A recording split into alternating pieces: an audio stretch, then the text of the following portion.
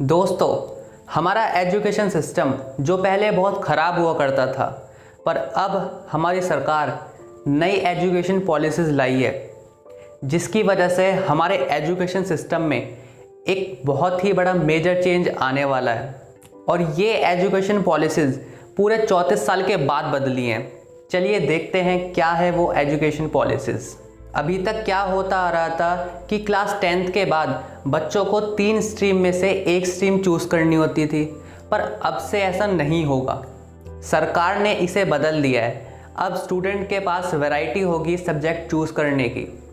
मतलब अगर एक स्टूडेंट साइंस के सब्जेक्ट के साथ आर्ट्स और कॉमर्स के सब्जेक्ट भी पढ़ना चाहता है तो वो पढ़ सकता है। अगर वो केमिस्ट्री के साथ हिस्ट्री पढ़ना चाहते हैं तो वो भी पढ़ सकते हैं, और अगर वो फिज़िक्स के साथ पॉलिटिकल साइंस पढ़ना चाहते हैं तो वो भी पढ़ सकते हैं। और इससे स्टूडेंट्स को बहुत बेनिफिट मिलने वाला है, क्योंकि वो अपने इंटरेस्ट के अकॉर्डिंग एक पर्टिकुलर सब्जेक्ट चूज़ कर पाएंगे।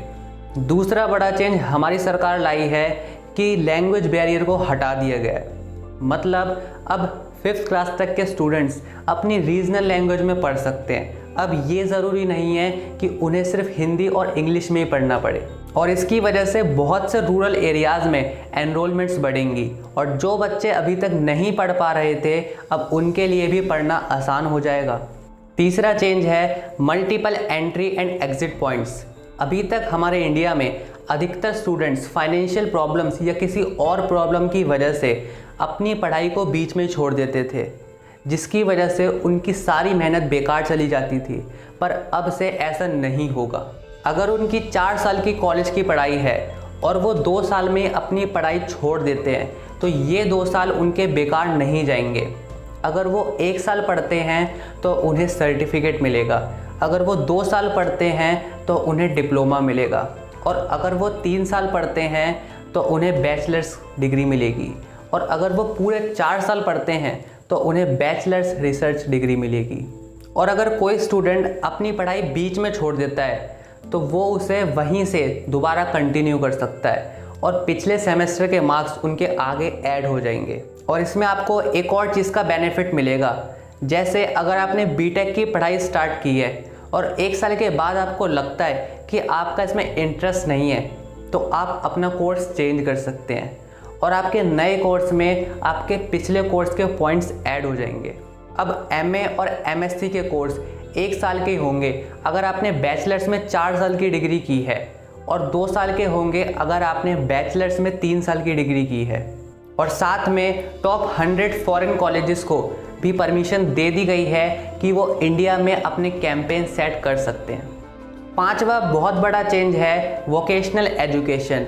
अब पढ़ाई के साथ साथ स्टूडेंट्स की स्किल्स पर भी फोकस किया जाएगा। अब बच्चे 6th क्लास के बाद कोडिंग सीख सकते हैं, पोइट्री सीख सकते हैं, कारपेंटर, आर्टिस्ट, गार्डनर, इन सब स्किल्स को सीख सकते हैं। और इसमें एक बैगलेस पीरियड भी होगा जहां उन्हें बैग लेकर नहीं जाना होगा। उन्हें अलग अलग चीज़ों के बारे में सिखाया जाएगा, उनकी क्रिएटिव थिंकिंग बढ़ेगी, और इससे पॉवर्टी और अनएम्प्लॉयमेंट भी बहुत कम हो जाएगी। अब स्टूडेंट्स सिर्फ किताबी ज्ञान ही नहीं पढ़ेंगे, बल्कि उनके स्किल्स पर भी फोकस किया जाएगा। अगला चेंज है make over of report cards, यानी अब स्किल्स और कैपेबिलिटीज़ भी ऐड हो सकती हैं रिपोर्ट कार्ड में, और इससे बच्चे अपना पैशन आइडेंटिफाई कर पाएंगे और उनमें कंपैरिजन भी नहीं होगा। और अभी तक टीचर्स बच्चों को मार्क्स देते थे, पर अब स्टूडेंट्स सेल्फ इवेल्युएट करेंगे कि उनकी क्या प्रोग्रेस है, और इससे उन्हें फ्यूचर में भी बेनिफिट होगा, क्योंकि उन्हें अपने आप को सेल्फ इवेल्युएट करना आ जाएगा, और उनकी सोचने समझने की पावर बढ़ेगी, क्योंकि फ्यूचर में उन्हें कोई बताने वाला नहीं होता कि आखिर उनकी क्या प्रोग्रेस है, और वो फ्यूचर में अपने आप को देख सकें कि हम कैसा कर रहे हैं। तो उसके लिए सेल्फ इवेल्युएट करना बहुत ज़रूरी है। अगला चेंज है रिवैम्प्ड बोर्ड एग्ज़ाम। अब एग्ज़ाम इस तरीके से डिज़ाइन किए जा सकते हैं कि बच्चों को सिर्फ मेमोराइज ना करना पड़े, बल्कि स्किल्स बेस्ड और ऑब्जेक्टिव टाइप एग्ज़ाम हो, और सेमेस्टर वाइज एग्ज़ाम भी हो सकते हैं। अगला चेंज है डिजिटल एजुकेशन। अब इसकी वजह से वो बच्चे भी पढ़ सकते हैं जो छोटे छोटे गांव में रहते हैं, जिनके लिए स्कूल जाना बहुत मुश्किल है, और जो बच्चे फिज़िकली एबल नहीं हैं स्कूल जाने के लिए, अब वो भी पढ़ सकते हैं। अगला चेंज है लोक विद्या। अब स्टूडेंट्स को पढ़ाई के साथ साथ इंडियन कल्चर और हेरिटेज के बारे में भी एजुकेशन दी जाएगी ताकि इंडिया का कल्चर और हेरिटेज बची रहे।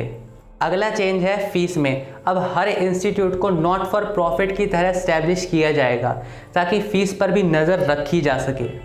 अगला चेंज है स्पेंड ऑन एजुकेशन। अब एटलीस्ट 6% ऑफ जीडीपी एजुकेशन पे स्पेंड की जाएगी।